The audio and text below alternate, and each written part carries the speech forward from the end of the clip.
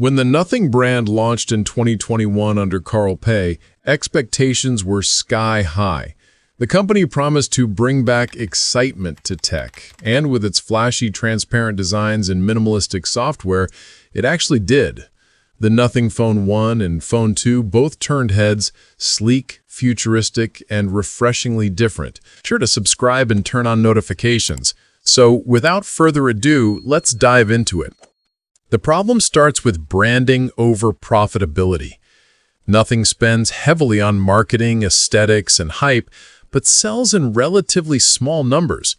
Unlike giants like Apple, Samsung, or even mid-tier brands like Xiaomi or Realme, Nothing doesn't have massive scale or production efficiency. That means each phone costs more to make than it probably earns in profit. Their unique designs require specialized parts, and small-scale manufacturing drives up per-unit costs dramatically.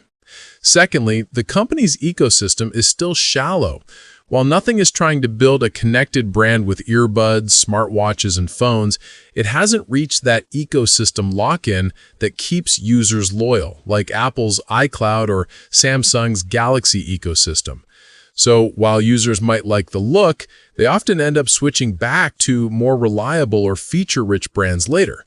That kind of churn kills long-term stability. Another major factor is market competition.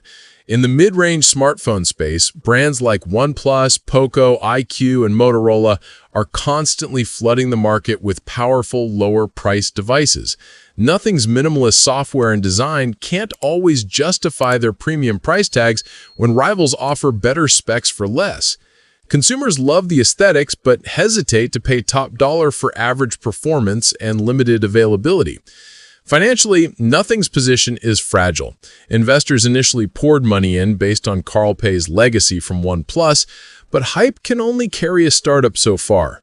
With slowing global smartphone sales and rising production costs, it's becoming harder to stay afloat without a clear, sustainable profit model.